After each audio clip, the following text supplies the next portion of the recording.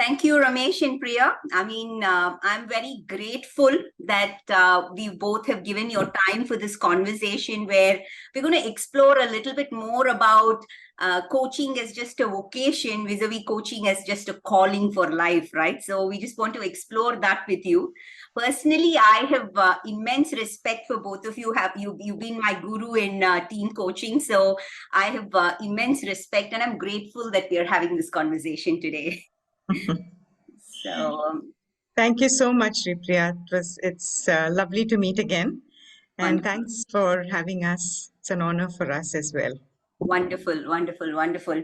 I wanted to understand from both of you, Ramesh and Priya, whether, working as a coach, it takes a lot of energy, enthusiasm, drive, because we want to rub that off into people we come into contact with, leaders, coaches, and a lot more people. How do you both take care of yourself at all levels? I want to begin by asking that. Difficult question, yes. No, Shruti, the best way to sort of remember that is that it's just like what you said, right? I mean, finally, end of the day, you are there for somebody else. And if you're not wholly and fully there, you're doing disservice to the individual or the group or whomsoever you're working with. Correct. So yes, mental and physical health, health and what do you call it, well-being is a big part of being a human being, I guess. So Correct. yeah, so we do make sure that's a top priority. Rest of it is probably falls in after that. Wonderful, wonderful. Your thoughts, Priya? Any thoughts on that? So for me, Shripriya, it's also about setting boundaries, right? And sometimes I struggle with that, to be very honest. But I see the value of setting boundaries. Boundaries in terms of your time, time to take care of yourself, time for the exercise, time to drink water. So while we are in the service of the client, but I think we'll be of no service at all if we are not taking care of ourselves. So it's a very pertinent question that you've asked. And for me, the biggest thing that comes to mind is being able to set those boundaries. Correct. Correct. Because sometimes it's unconsciously, it's like when you make a call to somebody and you get relegated, if you're speaking to a customer CEO, and if we don't have that energy and enthusiasm that we can drive transformation to their people, then obviously it's always going to be a question mark on them because they don't know us still, right? So, and then that kind of falls into place once we start building that confidence. And I think it should be a conscious effort, especially when we work with transformation, to bring that out within ourselves so that we can bring it out as well. Yeah. So the other things, Shripriya, that comes to mind when you speak about this is also, both of us really believe in the process as much as I'm sure you do as well, right? And it's not just believing in the process, it's also believing in the other. Correct. Whether it is an individual client or the team, believing that they're capable of more. Yes. I think that's a very energizing part of this profession. Correct. And I think that sort of takes care of us being able to communicate the same with the others without it becoming an effort, so to say. Correct, correct. When you were saying that, I'm kind of reminded about this word, unconditional positive regard that you have to have for the clients. How did you nurture that? Because we all battle our demons, our beliefs and biases. And how do you both bring that out when you are in front of the customer? What is the process? Or it must have been a gradual process before the time you came and you developed that completely, right? So where did it start, and where is it now for you? So unconditional positive regard is a really, really big term. I think it's not, like you said, it's not something which is very easy to demonstrate or be, and it's the being, right, of who you are.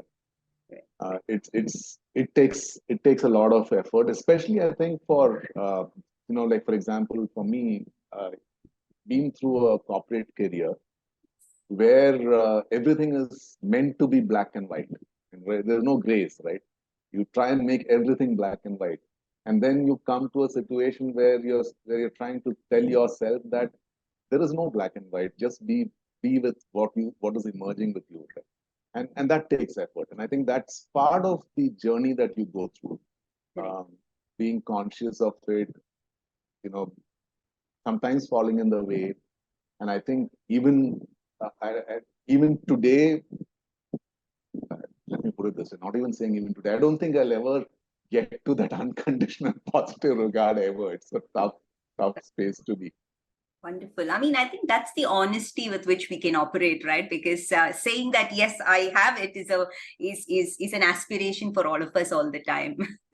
But Priya, tell me, was there an experience with a client where you had this shift happen for you personally? Because, you know, as human beings, we have these biases and judgments that do come into play. And then there's always the shift that happens within us when we look at that client. Was there an experience or an example for you, Priya?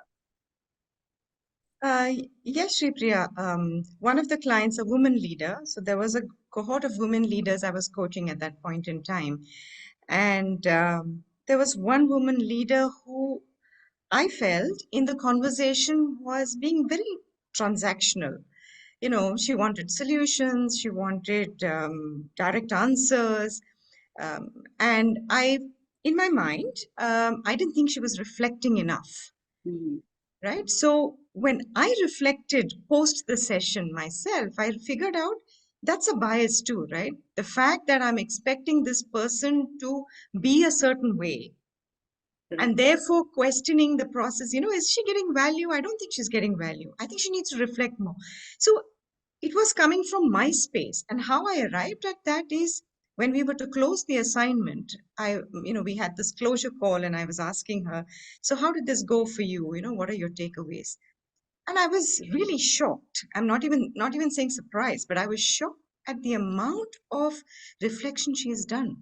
Mm. I was really surprised at how much she has delved deep within, but it didn't probably show up in the session in that 1 hour, 15 minutes, but there Right. was a lot that was going on. And for me, that was a big lesson saying that I'm expecting this person to be a certain way. Correct. But can I also step back and say, let this person be the way they want to be? Correct. And that's the best form of who Yes. they are, right? Correct. But it's really tough, isn't it? I mean, because when you want them to change and see something better, and that's where we'll have to catch ourselves to say the change is something that they have to define and not what we define, and that's really a very tough process. And I see a lot of when I look at some new coaches, they're always questioning that, how do I differentiate the what and the who, right? That's a constant battle. Absolutely.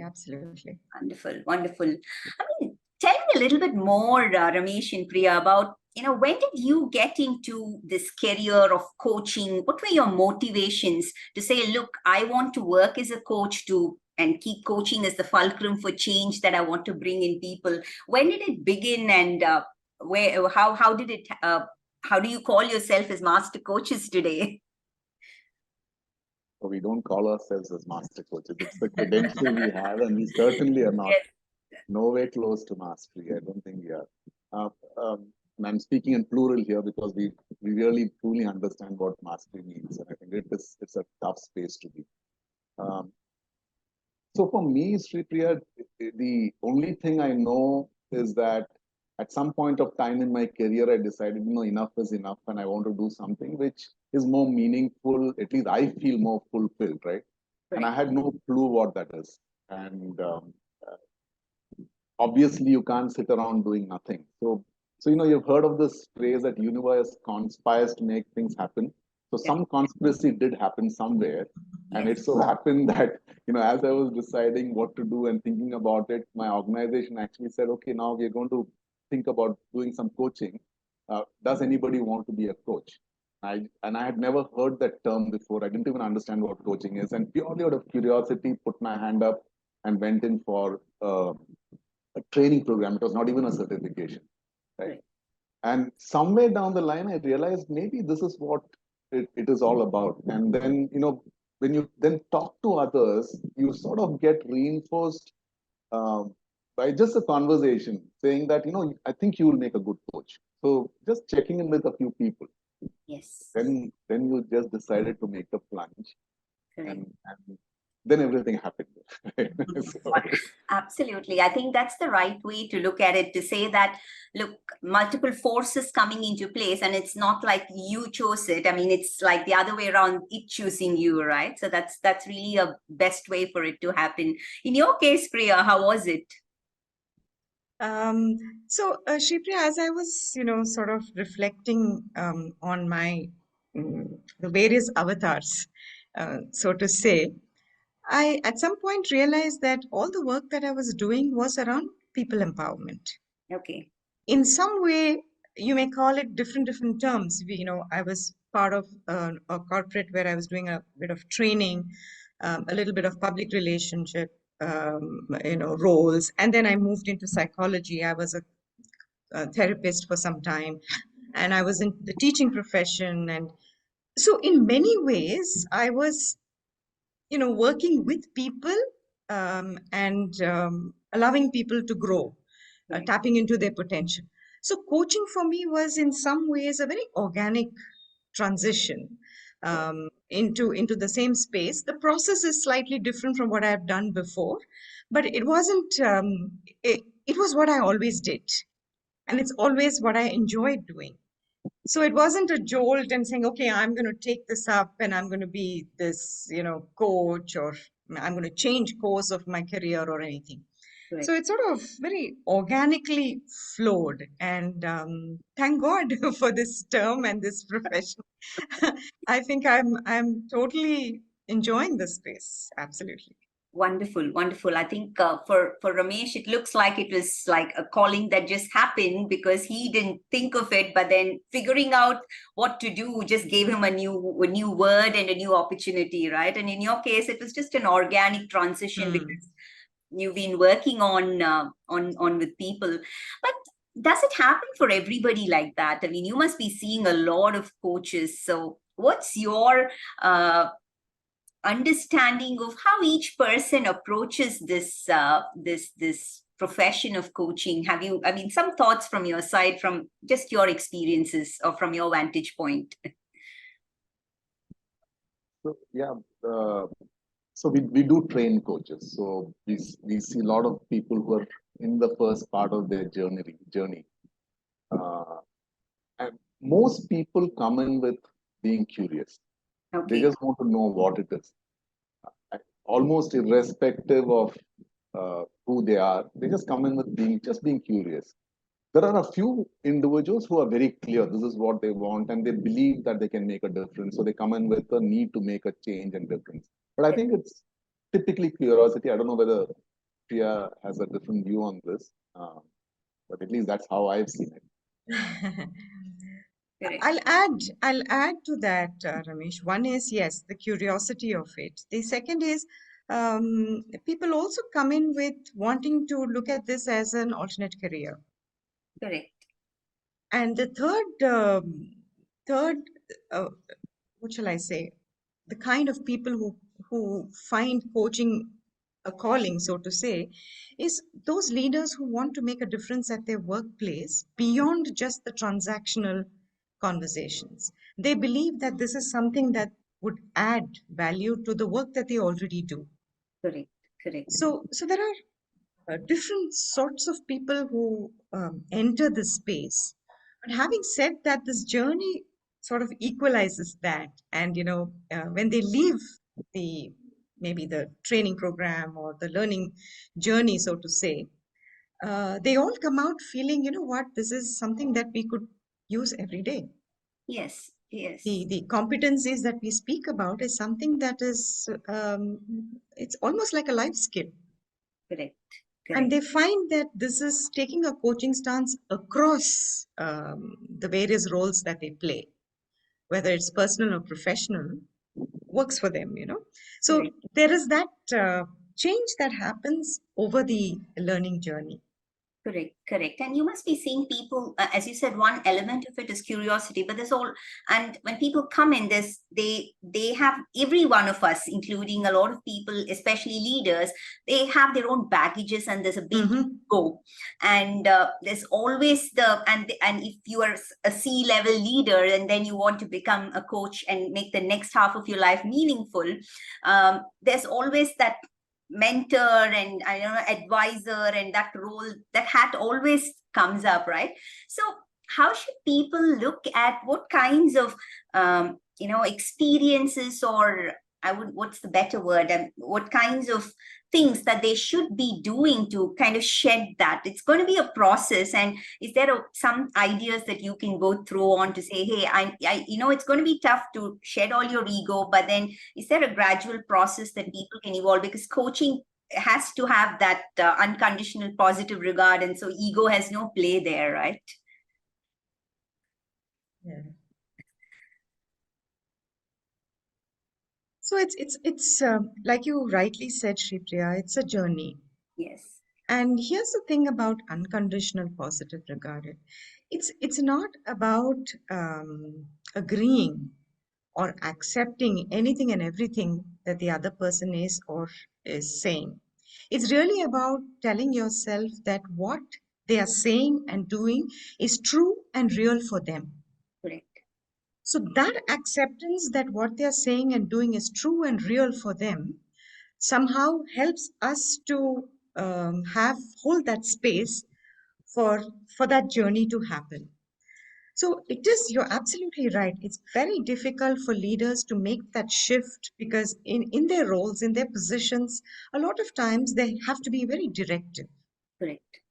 And now we are saying, hey, allow this person sitting in front of you to find their own ways around this is very difficult.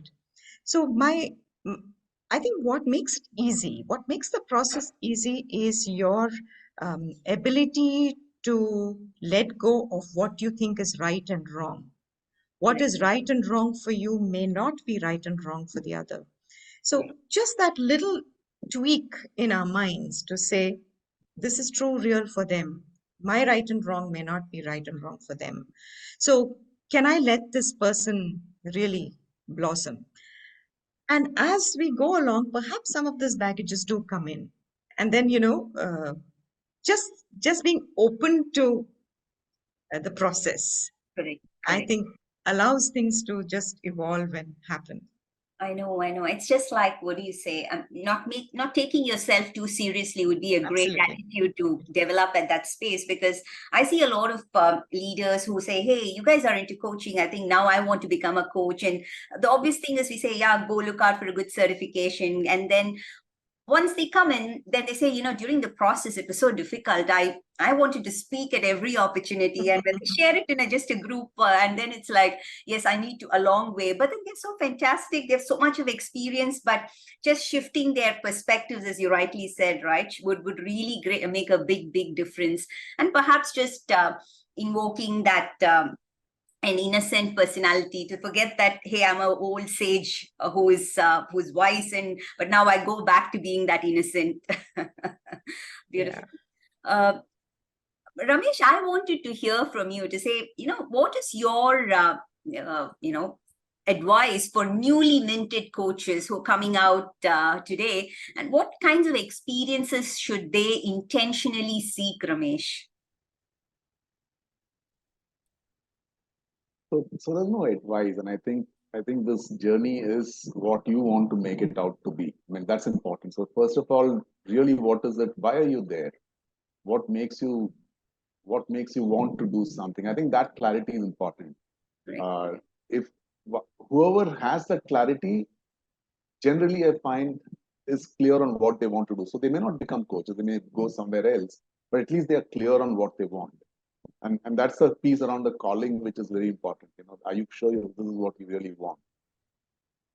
Two is, see, I think it's important to remember that, like any profession, I know it's not just with coaching. I think with any profession, it's always a journey. There is a start point. You have to put in the effort to create, the credibility that you want, the market that you want, the persona that you want, whatever, the entire piece around, building your own brand, all of that, right? So it is a journey, and that's true for any profession, and you have to be ready to, go through that journey. And a lot of people don't have the patience because, it's like what you were saying. You're very successful in your earlier avatar. So why can't I just make, switch? It's like, they believe turning a switch can create the same level of success when they start off on a new journey. It's not going to happen. And they have, as long as you're aware of that, I think, and it will work. Two is, see, coaching transforms people. Okay? And all of us, I think all of us have been through that journey. And this community is a very supportive community. Yes. So if you need support, I think it's important to ask for that support and help. And I'm sure there are lots of people out there who are willing to offer it. So this journey, you're not alone on that journey. I think that's what's also important to remember.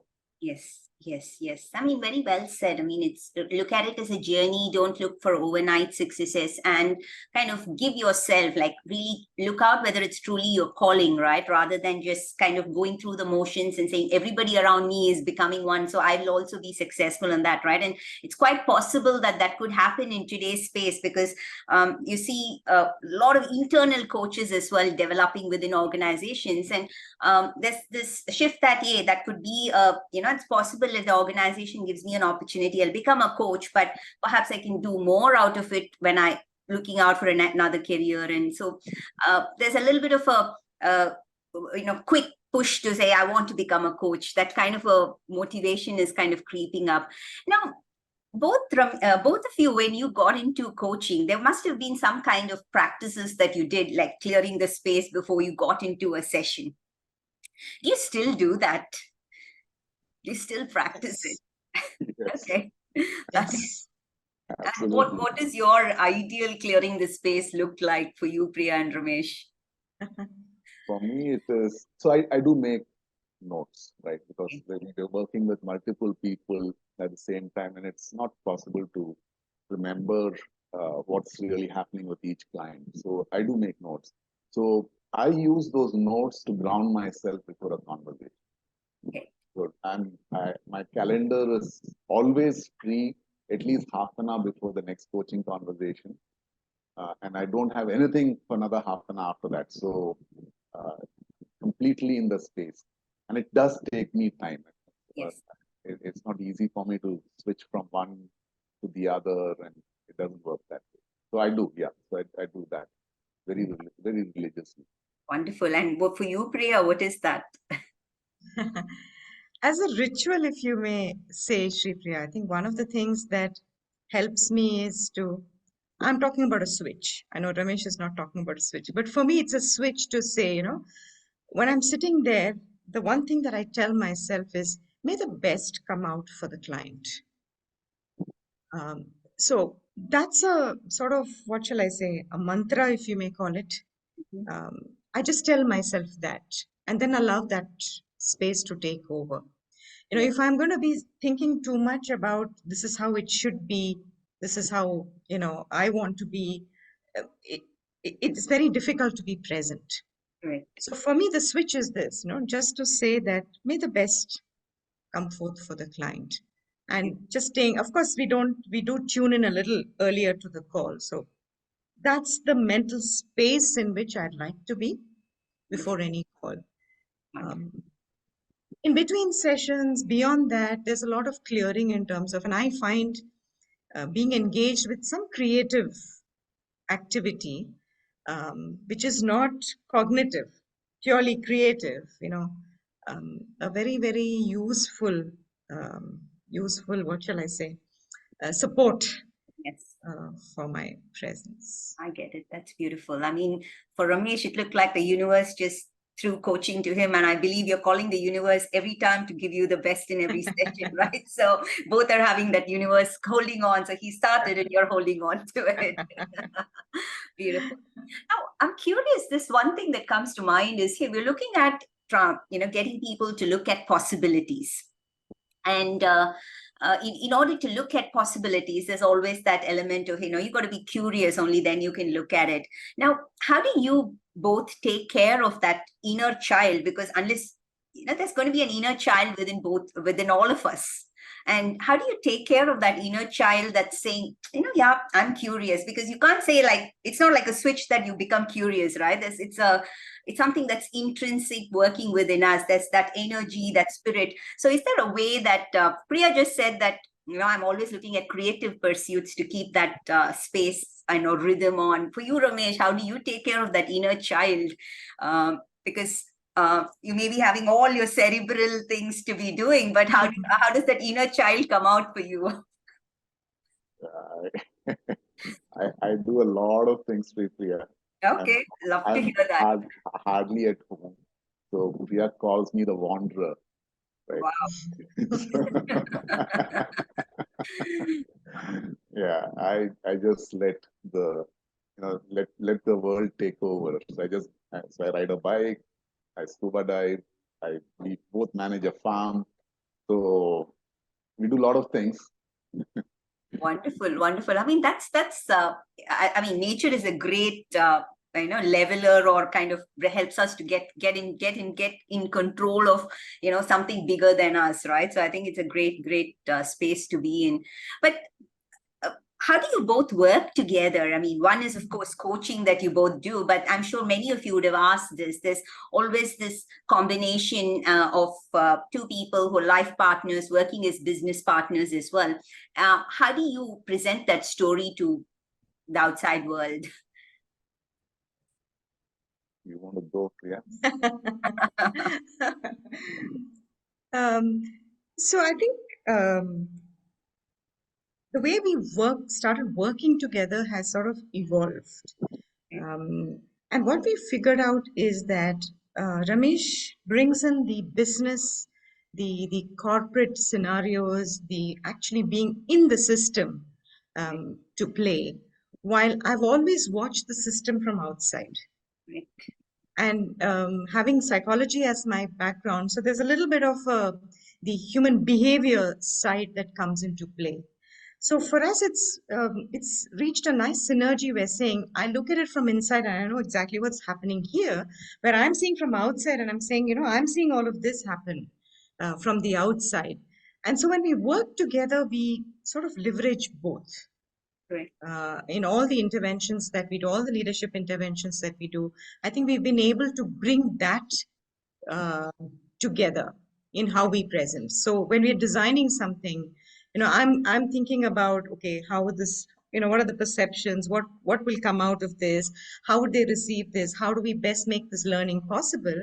Whereas he's able to look at it saying, if I was sitting in that room and I was a participant, this is how I would think. I would think of this. I would think of, business outcomes.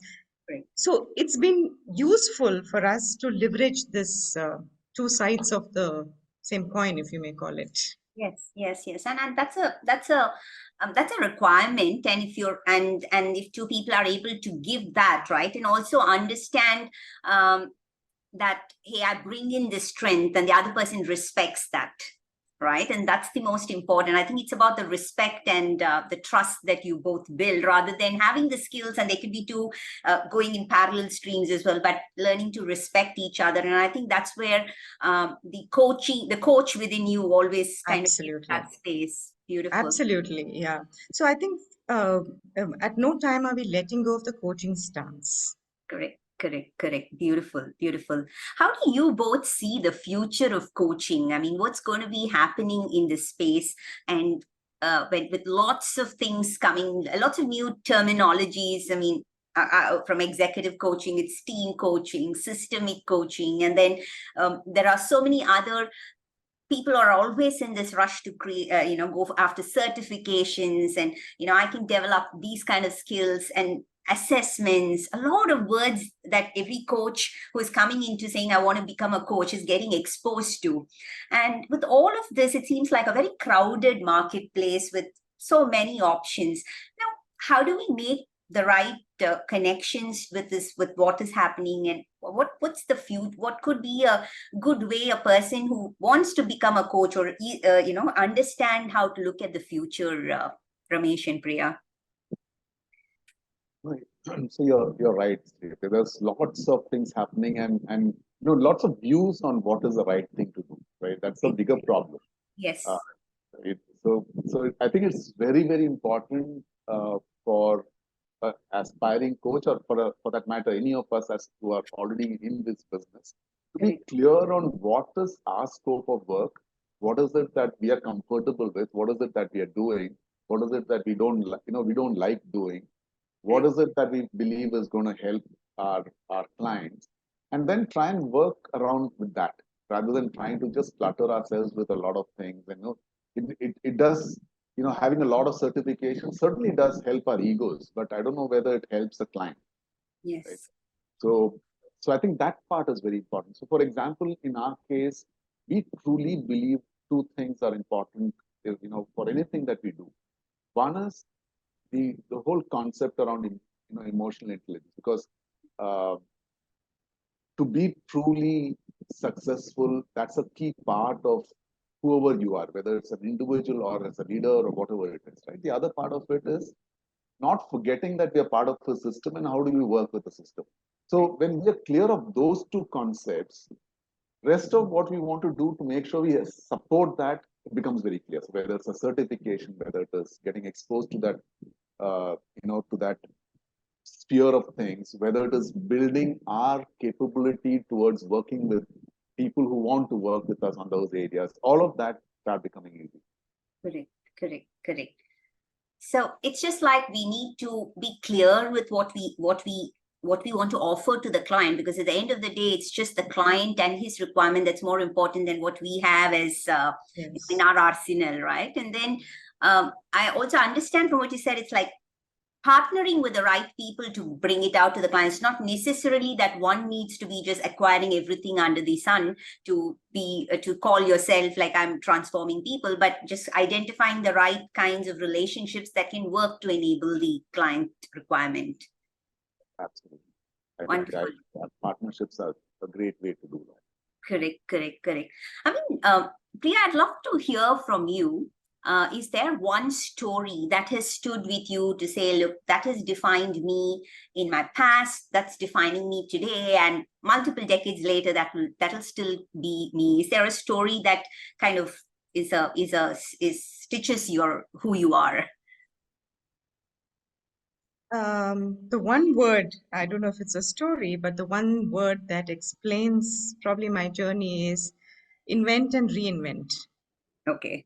This is what at every point in my life, at a certain point in my life, I've always been open to what's happening around me and going with that, going with what's my calling then. And it's not like they are very disparate. I find that whatever you do, eventually there's a confluence, right? All that you've learned before, in some way or the other, serves you in your next step. So no learning is wasted. So for me, the story, if you may, the narrative is of my journey has been that of inventing and reinventing. Okay. And don't be afraid to reinvent, because you're just another word for it would be just growing. Yes. So if you're going to just say that this is who I am and this is the only thing that I will do, then you're not growing. Correct. So being open to, having that sort of peripheral vision to say, okay, what's also related to this, that's also a calling for me. And how do I weave that into what I'm doing currently? Right? Correct. And that is growth. So that's the invention and reinvention. And that's been my every point in my life, it's been that. Beautiful. And for you, Ramesh, what would that be? Is there a word like that, or is there a specific story or an incident that you will always be proud of sharing from the past, present, and into the future? Yeah. So one thing I've learned in life, Sri Priya, is that there is nothing which is constant, right? and you have to be ready to change with what's coming up, along the way. So the easiest way, and the best way I found it articulated by this gentleman called Timothy Galloway. I don't know if you've heard of him. He's written some Yes. very nice books on inner game. Yes. Yes. So he calls it mobility. Mm. So he's saying you may know where to go, you may not know where to go, but what is important is for you to do something. It doesn't matter whether it'll take you in the direction which you think you're going. It Yes. may not, but somehow or the other, it gets you there. Yes. So he calls that word move. It's a very nice term. So he just says move. That's it. The rest of it happens. I know. I mean, and in fact, that's the very nature. I mean, body is made for movement, right? And we kind of make it to, call ourselves as, sedentary lifestyles today. I mean, but the very nature of body or life itself is just keep moving and evolving. But this is very nice, very nice. I'm very grateful to both of you for sharing these perspectives. I know it's not easy to define this. I mean, to say, is it a vocation of coaching or it's a calling? And there are very fine lines to really, each person has their own definition for it and the way they will build on it. But I'm glad that you took the time to share some of the key pointers and also inflections for both of you. So I'm very grateful, Priya and Ramesh. Yeah. Thank you, Sri Priya.